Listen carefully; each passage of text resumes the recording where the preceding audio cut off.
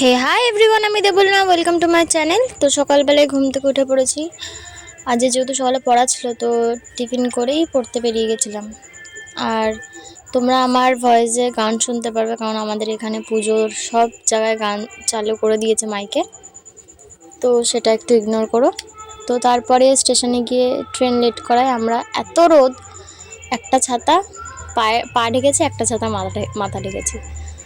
তো তারপরে আমরা নেমে দেখলাম যে এখানে প্যান্ডেল হচ্ছে রাস্তাটার উপর। প্যান্ডেলটা খুব সুন্দর করে প্রত্যেক বছর। তো এখন তো কালী পুজো আর হাতে গোনা কয়েকদিন বাকি। যেহেতু বারাসাতে কালী পুজো বিখ্যাত, তো এরকম তো হতেই থাকবে। আর এই সব জায়গায় লাইটিং লাগবে বাসের ওপর। তো এই রাস্তাটা কিছুদিন পর থেকে আর চেনাই যাবে না, এত সুন্দর হয়ে যায়। তো তারপরে তো পড়তে ঢুকে লেখাপড়া করে নিলাম।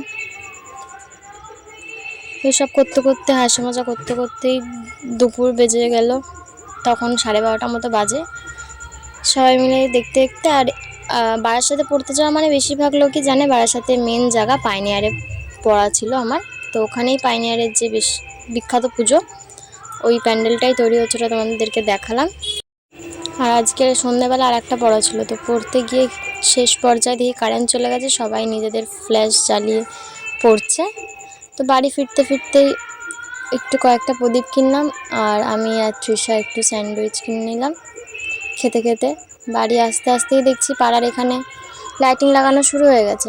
বাঁশ লাগাচ্ছে, আর কাল পরশুর মধ্যেই লাইটিং লাগিয়ে সব শুরু হয়ে যাবে। আর তো ফেরার পথে নিয়েছিলাম ডিমের টেবিল। তো আজকের ভিডিও এখানে এসে সবাইকে টাটা।